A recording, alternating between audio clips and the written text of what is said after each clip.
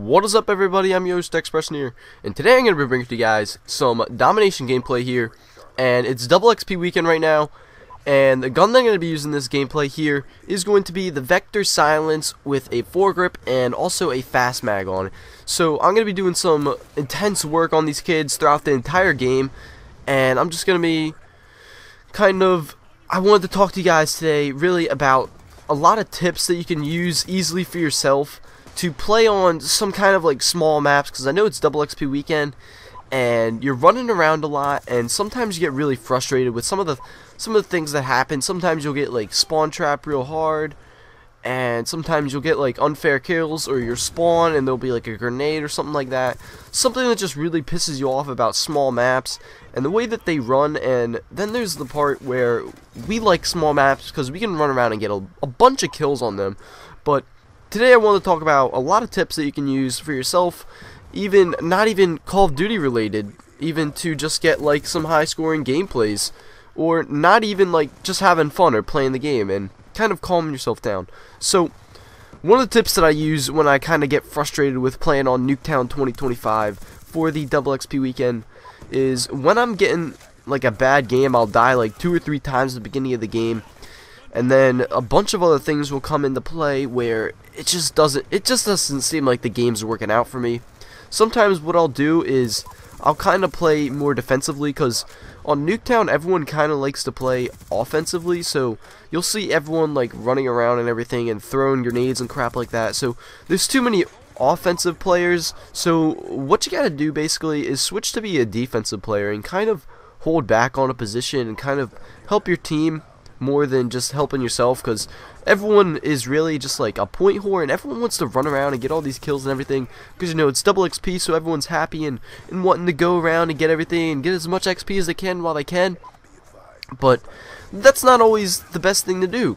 So right now, this was one of those games that I was kind of getting angry because I died like 2 or 3 times at the beginning of the game.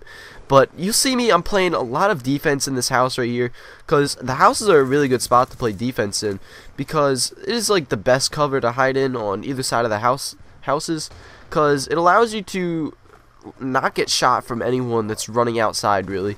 And the only spots that you can really get shot from the outside are the windows and the doorways. So if you kind of keep away from there and kind of run around the entire house and kind of like run down into the backyard and the back of the house and stuff like that, you can play a really nice defensive game and get some really nice scoring gameplays. And then when you get up on your high kill streaks, you can kind of like go out and move out of the house and kind of get more kills when you get up to your high kill streaks. Like I was hoping for my orbital VSAT to come in, and then I go outside and I'm gonna try to get some extra kills out there.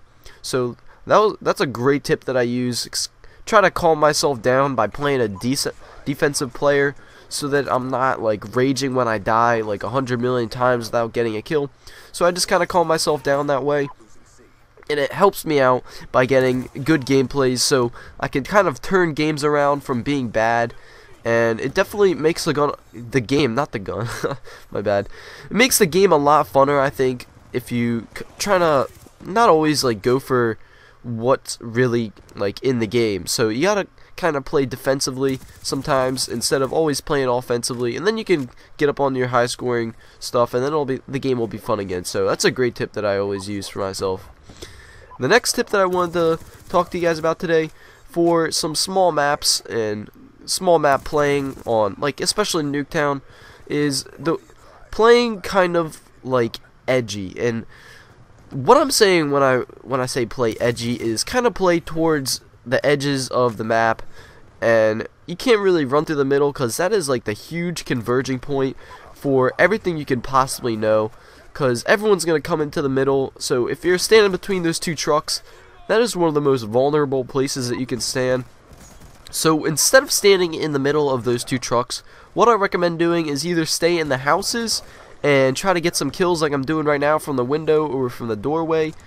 Or what you can do if you actually want to be an outside kind of guy and you're trying to like move up on the enemy position, like I'm kind of stuck at this C flag right now because they're kind of spawn trapping us, but I'm trying to trying to keep it so it's like a neutral so that they can't really come into our spawn too much.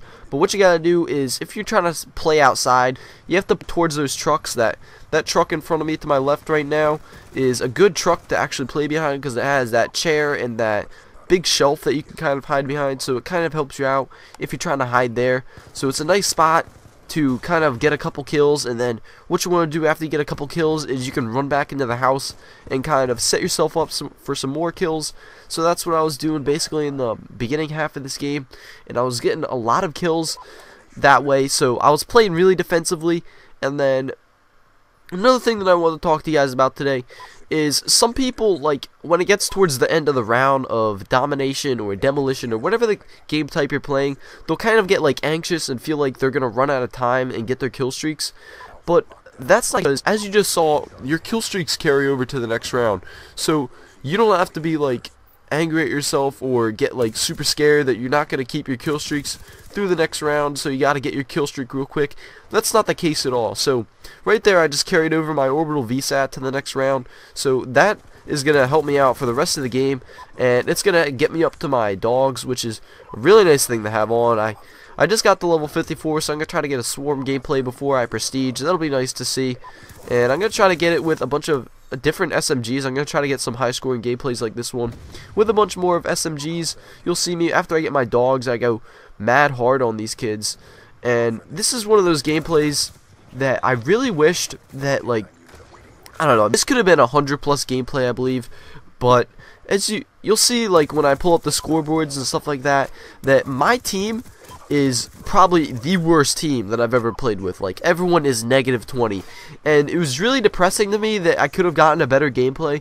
So I was trying to like talk to them while in game so that I could like help them out with some tips, because I do that often. I try to help my team out as much as I can with the tips that I have, like from what I can see from my perspective, trying to like get into their perspective and see what they're seeing so I can help them out and give them some tips on what they should do. So when you actually do listen to me, some of the people that listen to me in my games, they actually do a lot better, and I get a lot of thank yous at the end of the game that like I really help them out with the game, and they get like a nice gameplay and they want to go check out my channel. So that's great for me, and that's great for them too, because I love to see people that can excel themselves through my tips. I love giving tips to people and then having them use it, and then they can go out and use them. And I love getting thank yous from people too. So when they thank me and I get some nice like, oh, that was great, Preston, stuff like that, I love that, because that is like feedback. Right here I'm gonna have a really bad fail where I tried to climb up twice to kill those guys, so I would have gotten 200 points right there, but instead my doggies jumped up over the bed and bit the guy, and I got 30 points instead of 200. So I think if I got that, I would have actually had my second set of score streaks. Otherwise I just died right there. So that was probably the end of my awesome score streaks plan. But now I'm just gonna go mad hard with my Vector. This gun is amazing to use. Also, for playing some kind of close quarters maps, you don't want to really, like, using a shotgun is really good for close quarters maps, but I don't recommend using a shotgun, because if you don't want to get shot by something, like, it's kind of the golden rule.